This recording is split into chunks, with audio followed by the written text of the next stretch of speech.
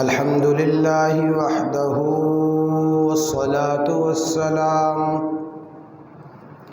والصلاة والسلام على سيد الرسل وخاتم الأنبياء.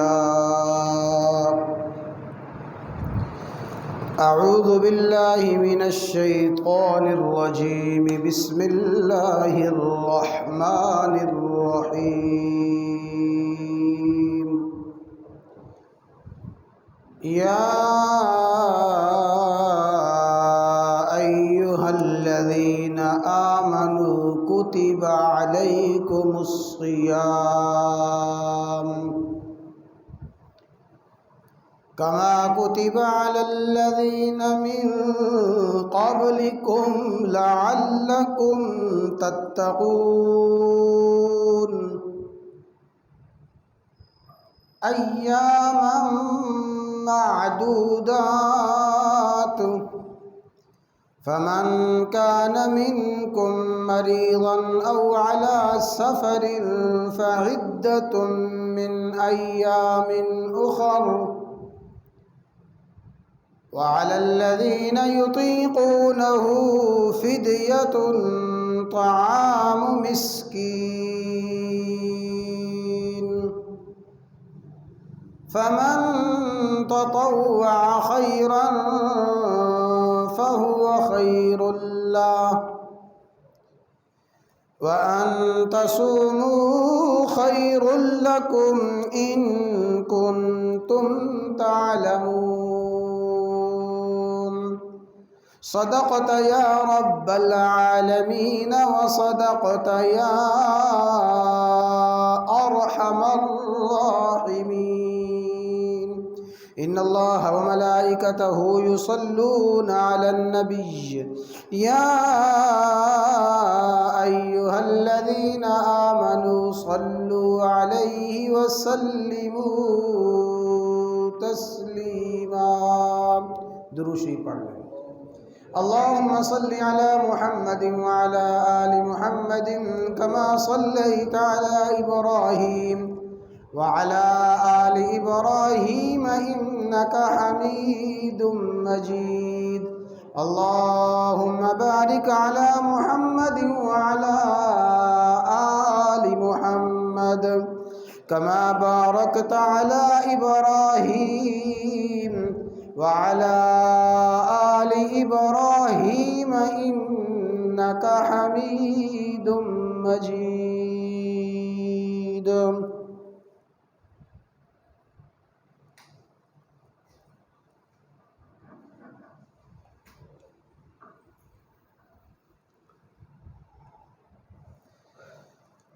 سبحان اللہ ماذا تستقبلون وما يستقبلكم. سبحان اللہ ماذا تستقبلون وما يستقبلكم. وقال سبحان اللہ ماذا تستقبلون وما يستقبلكم.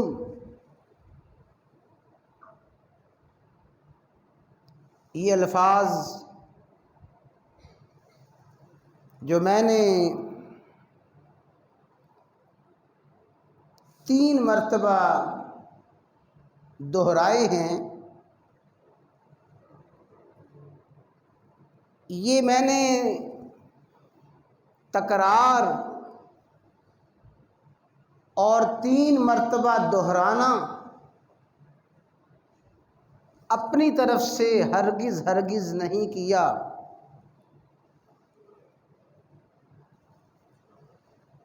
حدیث مبارکہ میں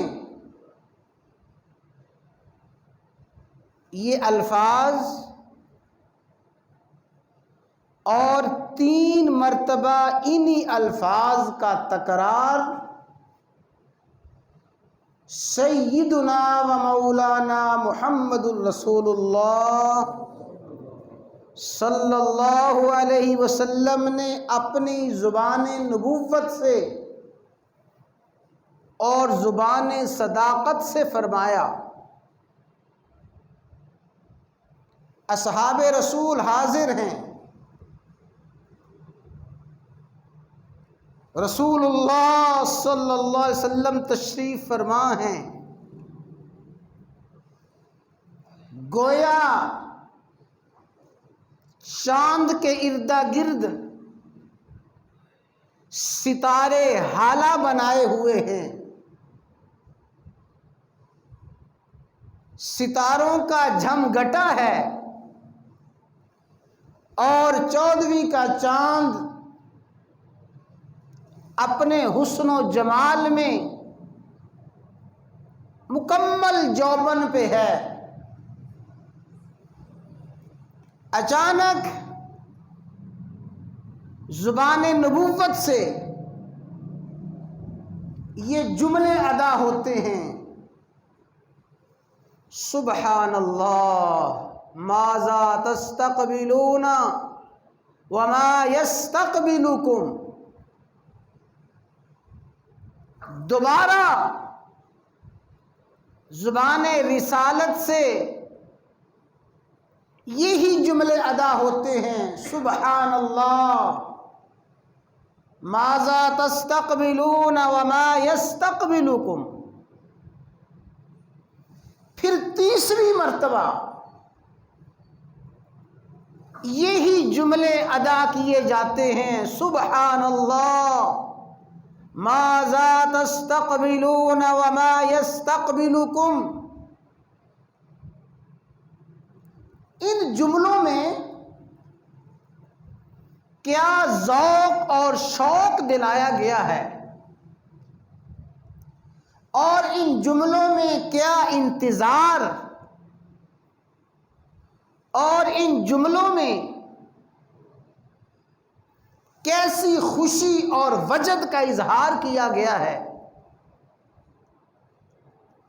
اس کو ہم اپنی زبان سے نہ ادا کر سکتے ہیں نہ سمجھ سکتے ہیں۔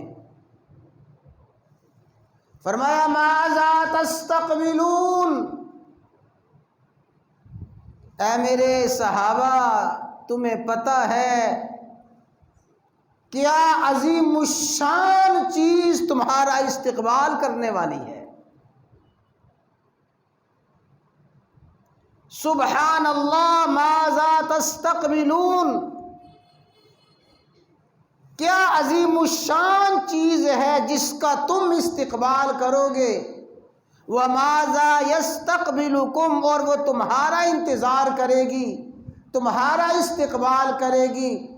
تم اس عظیم الشان چیز کا انتظار اور استقبال کر رہے ہو، اور وہ تمہارا استقبال کر رہا ہے۔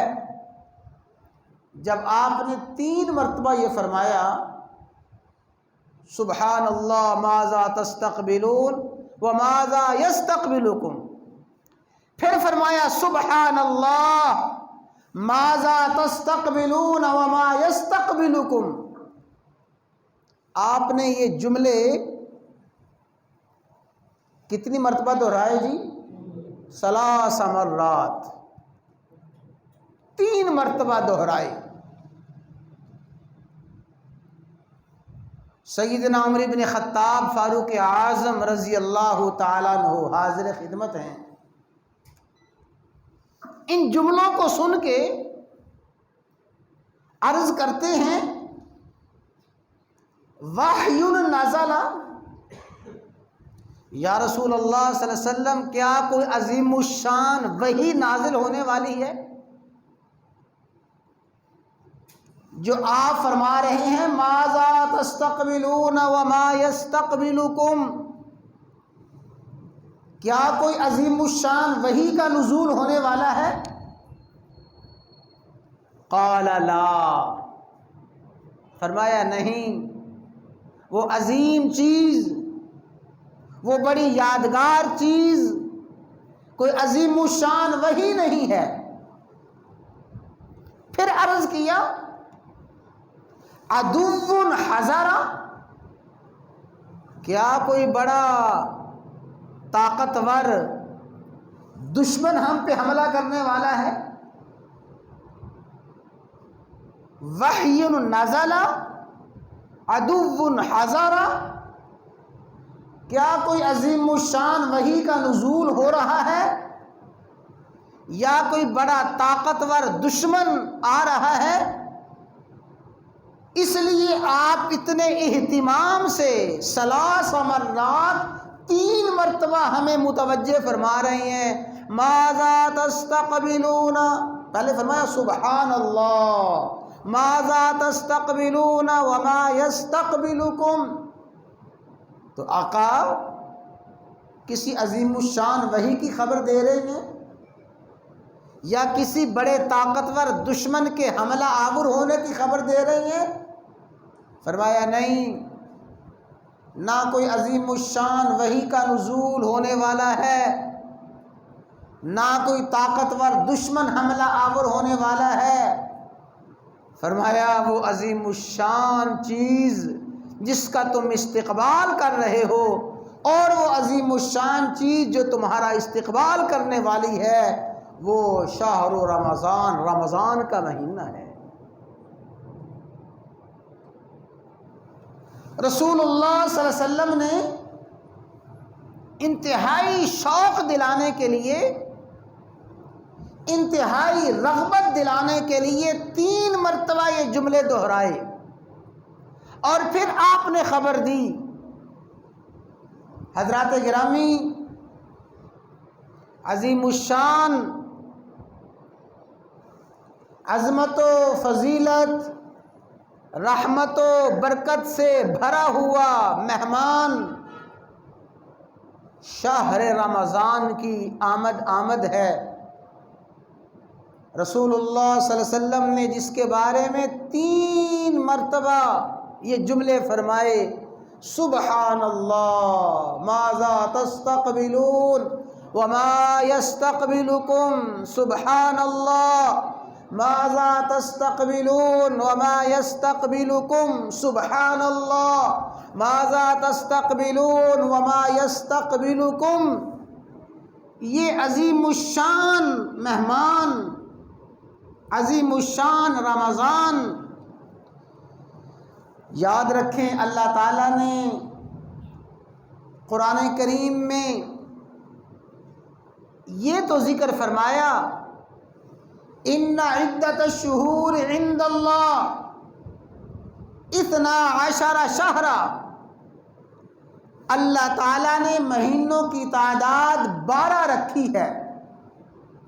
اللہ نے 12 مہینوں کا اجمالاً نام لیے بغیر ذکر فرمایا، لیکن پورے قرآن میں اللہ نے ان 12 مہینوں میں سے اگر کسی مہینے کا نام ذکر فرمایا ہے تو وہ یہی ہے شہر رمضان، رمضان کا مہینہ۔ نہ اللہ تعالیٰ نے شوال کا نام ذکر فرمایا قرآن میں، نہ اللہ تعالیٰ نے محرم کا نام ذکر فرمایا، نہ رجب، نہ کوئی دوسرا مہینہ۔ اللہ تعالیٰ نے 12 مہینوں میں اگر کسی مہینے کا نام ذکر فرمایا ہے وہ صرف اور صرف ایک مہینہ ہے، اور کون سا ہے جی؟ رمضان کا مہینہ ہے۔ اور اگلی بات یاد رکھیں، اللہ تعالیٰ نے بہت سے دنوں کو فضیلت عطا فرمائی، اللہ تعالیٰ نے بے شمار ایام کو عظمتیں عطا فرمائیں، لیکن عظمت کسی ایک دن کے ساتھ خاص ہے، وہ فضیلت کسی ایک دن کے ساتھ مختص ہے۔ اللہ تعالیٰ نے بہت سے اوقات کو عظمتیں فضیلتیں عطا فرمائیں، لیکن وہ عظمتیں فضیلتیں مخصوص اوقات میں ہیں، وہ خصوصی رحمتوں کا نزول مخصوص اوقات میں ہے۔ لیکن یہ شہر رمضان واحد ہے جس کے پورے مہینے کو اللہ تعالیٰ نے ایسی عظمتیں عطا فرمائیں۔ فرمایا اذا دخل رمضان، جو ہی رمضان شروع ہوتا ہے، فتحت ابواب الجنہ، اللہ تعالیٰ جنت کے دروازے، رحمت کے دروازے کھول دیتے ہیں، نزول رحمت کا آغاز ہوتا ہے۔ پھر جوں جوں رمضان آگے جاتا ہے، رحمتوں کے نزول میں ترقی اور اضافہ ہوتا جاتا ہے۔ رمضان کے ایام گزرتے جا رہے ہیں، رحمتیں مغفرتیں عروج اور بلندی پہ جا رہی ہیں۔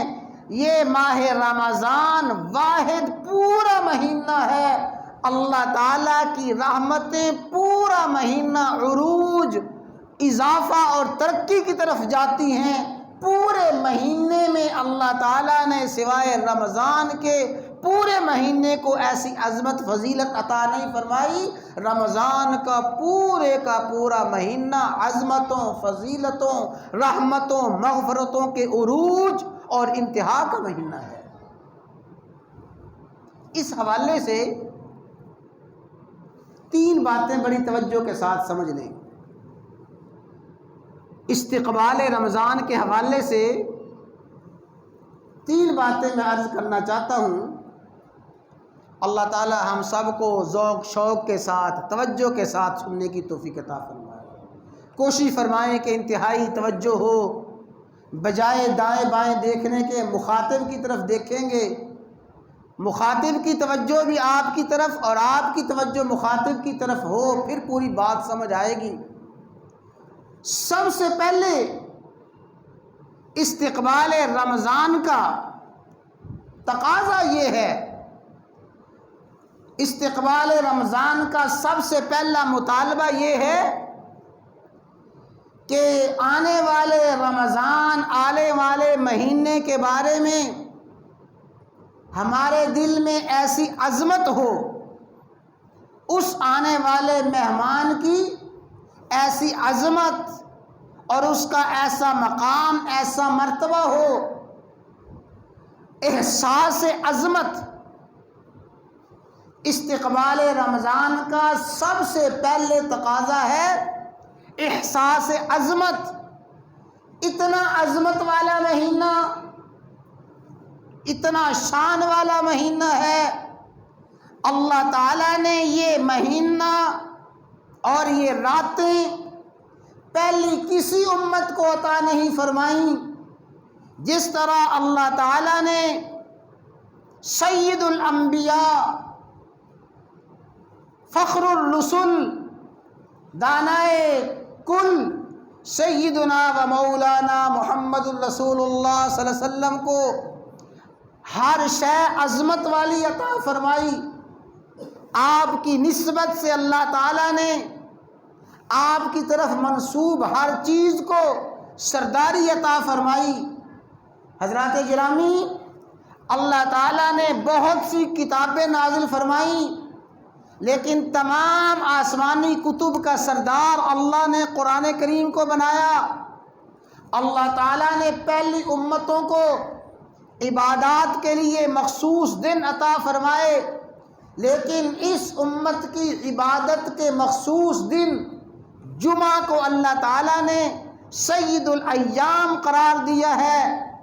اللہ تبارک و تعالیٰ نے پہلی امتوں کو اور ان امتوں کے اہل ایمان کو اللہ نے درجے عطا فرمائے، لیکن پوری امت میں اور پوری مخلوق میں انبیاء کے بعد سب سے مقدس جماعت رسول اللہ صلی اللہ علیہ وسلم کے اصحاب ہیں۔ اسی طرح اللہ تعالیٰ نے رسول اللہ صلی اللہ علیہ وسلم کو وہ مہینہ عطا فرمایا، وہ عظیم الشان رات عطا فرمائی، جو مہینہ عظمت والا، فضیلت والا پہلی کسی امت کو نہ ملا۔ رسول اللہ صلی اللہ علیہ وسلم نے خود ارشاد فرمایا میری امت کو تو پتہ ہی نہیں رمضان میں عظمتیں کیا ہیں، فضیلتیں کیا ہیں، اس کی حقیقی عظمتوں، اس کی حقیقی فضیلتوں سے آشنا نہیں ہے۔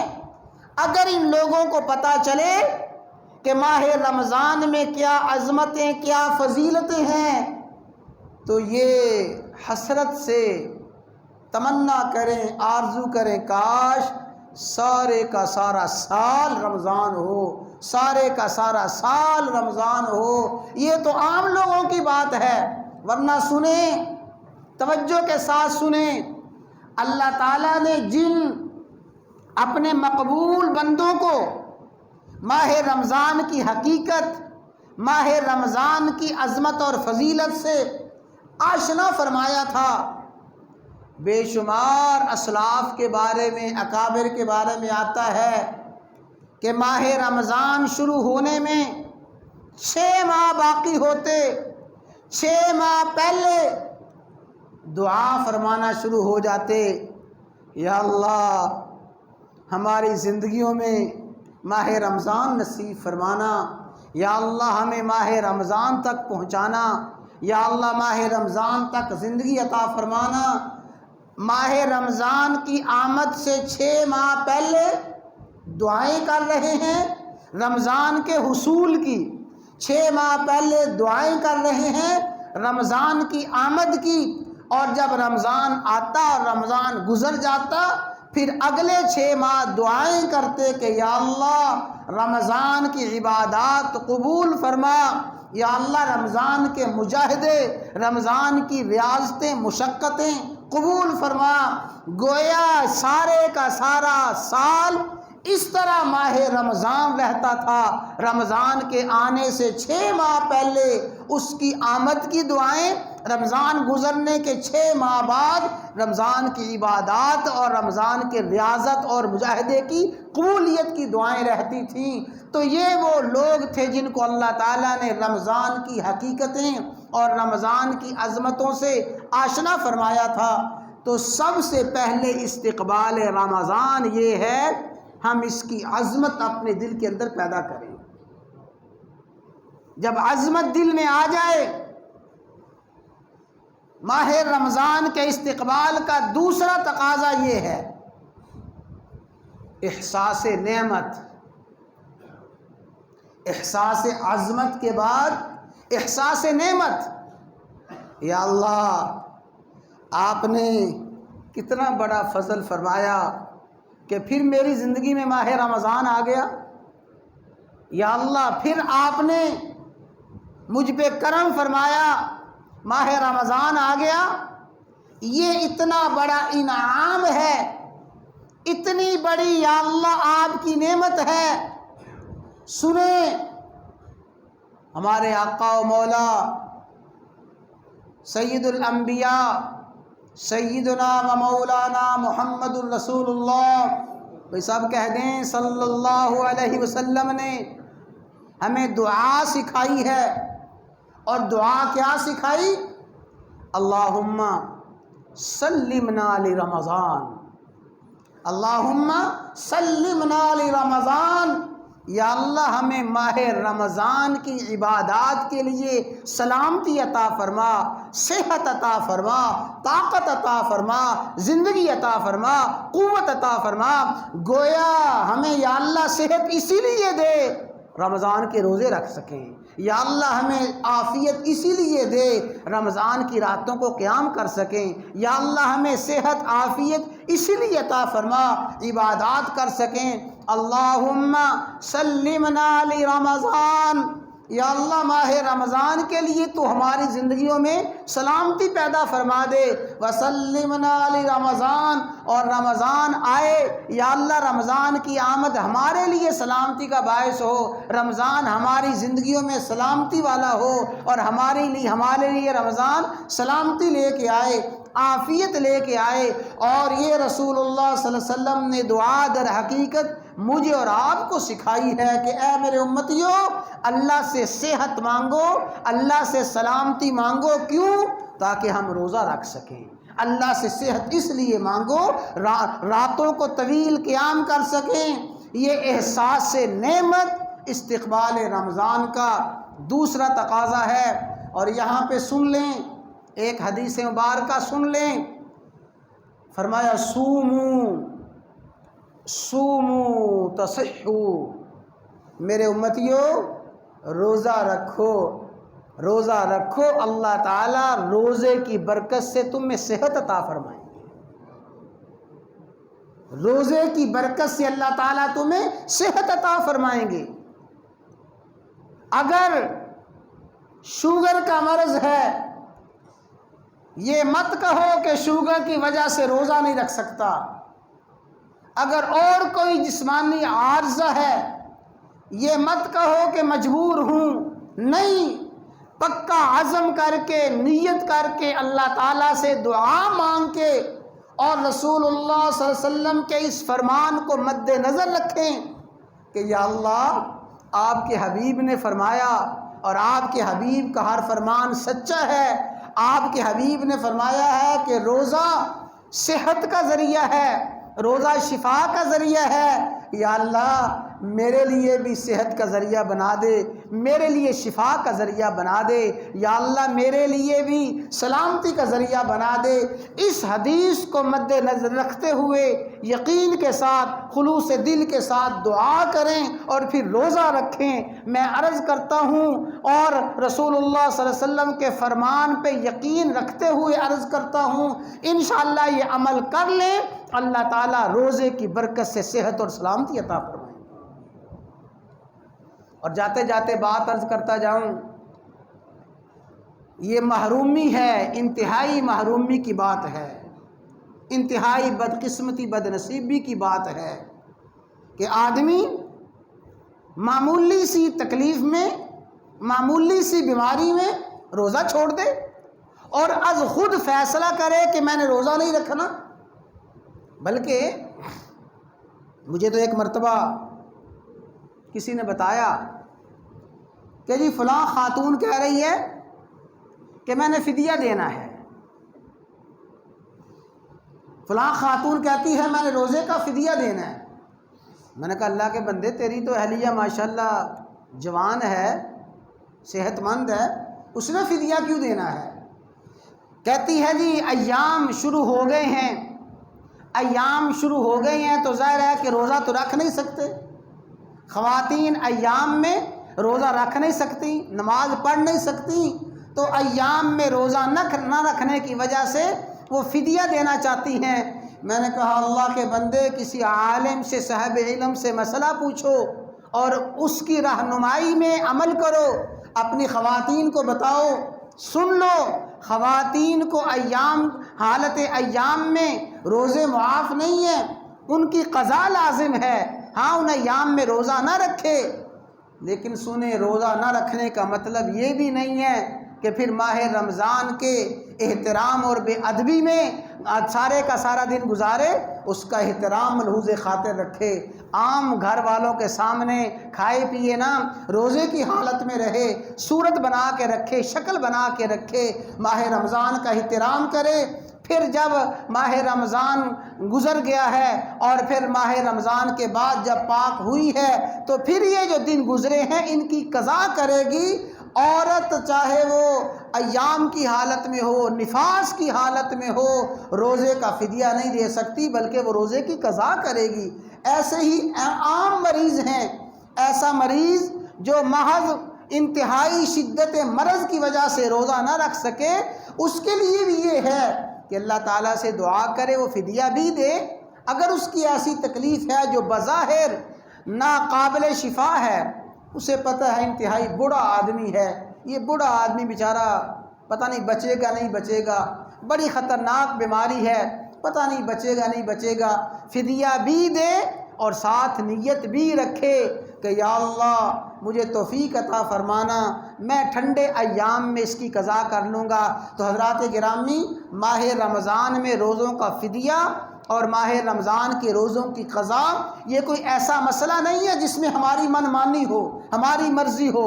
اہل علم سے پوچھیں تو احساس عظمت، ماہ رمضان کی عظمت دل کے اندر پیدا فرمائیں اور احساس نعمت، اس کو نعمت جانے کہ اللہ کا بہت بڑا انعام ہے۔ اور پھر آخری استقبال رمضان کا تقاضا ہے انابت اللہ، اللہ تعالیٰ کی طرف رجوع کریں، اللہ تعالیٰ کی بارگاہ میں جھک جائیں۔ ماہ رمضان آنے سے پہلے ہی اپنی روح کو اور اپنے جسم کو اور اپنے جسم کو، روح کو تیار کریں، اور جو دنیاوی تقاضے ہیں ان تقاضوں کو دبائیں، مصروفیات کو کم سے کم کریں، کرنے والے کام پہلے کر لیں، جو کام تاخیر سے کیے جا سکتے ہیں ماہ رمضان کے بعد کے لیے چھوڑ دیں۔